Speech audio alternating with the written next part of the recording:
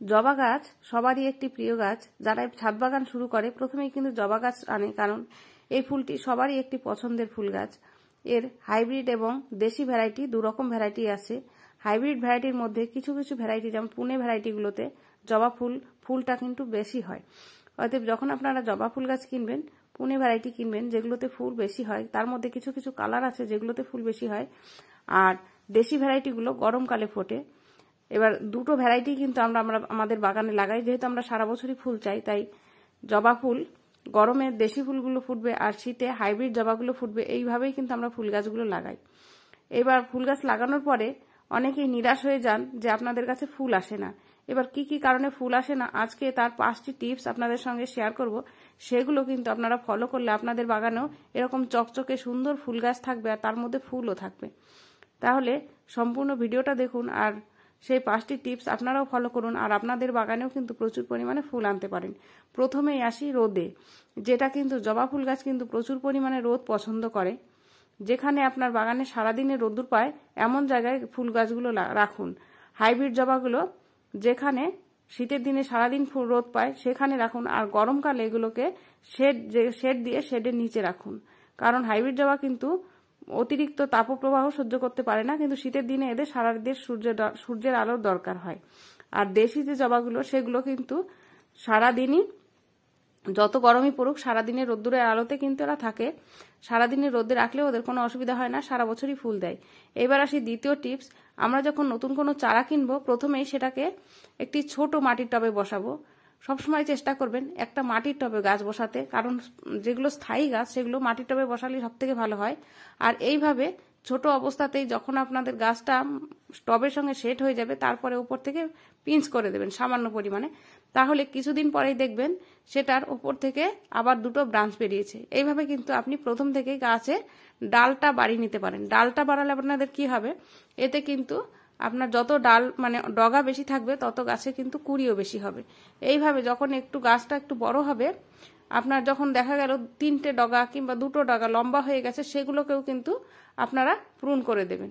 সেটাকে আপনি hard prone করে দেবেন, তাহলে গাছটির শেপটা আবার ঠিক চলে আসবে।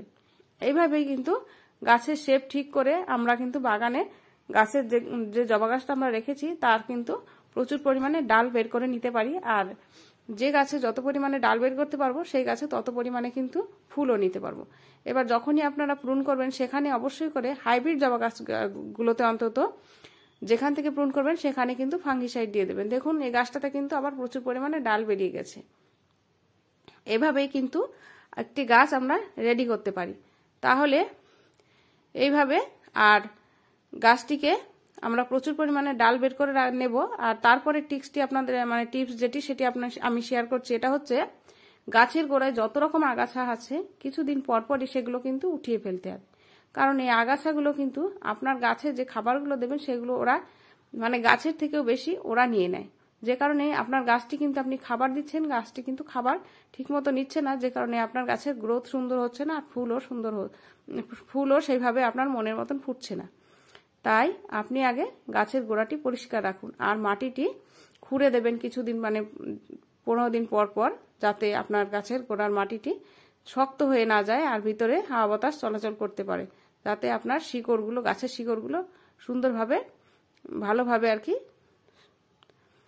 মাটির মধ্যে চলাচল করতে পারে। এমনভাবে আপনারা খুঁড়ে দেবেন, এমনভাবে পরিষ্কার করে দেবেন গাছের গোড়াটা, যাতে গাছের গোড়ায় আগাছা না থাকে, আর গাছের মাটিটি আলগা করে রাখবেন, যাতে আপনি যে খাবারটি দিচ্ছেন নিচ পর্যন্ত পৌঁছে যায় আর শিকড়গুলো ভালো থাকে।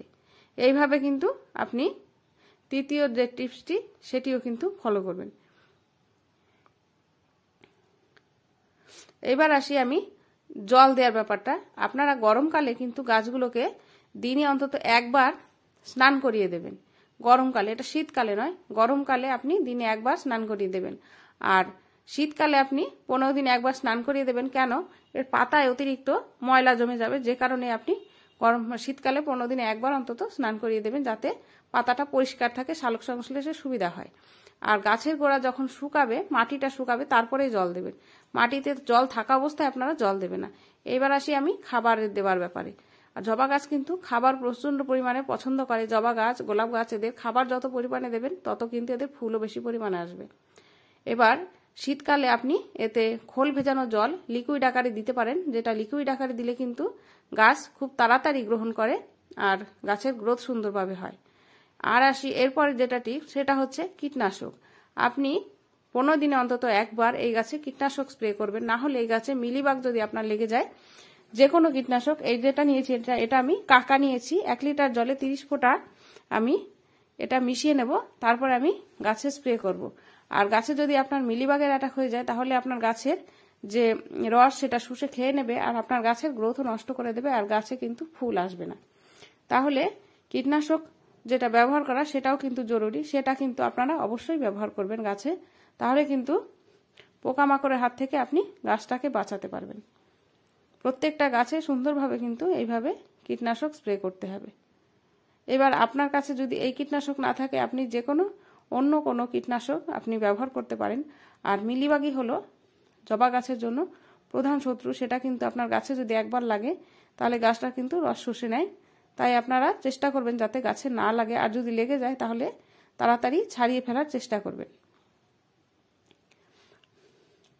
এইভাবেই কিন্তু আপনি আপনার প্রত্যেকটা জবা গাছের যত্ন করতে পারেন। আর এইভাবে যত্ন করেই কিন্তু আপনি প্রত্যেকটা গাছে প্রচুর পরিমাণে ফুল এবং কুঁড়িতে ভরিয়ে রাখতে পারেন আপনার বাগান। তাহলে আজকে যে টিপসগুলো আপনাদের সঙ্গে শেয়ার করলাম সেগুলো আপনারা ফলো করুন, অবশ্যই আপনার বাগানেও প্রচুর পরিমাণে ফুল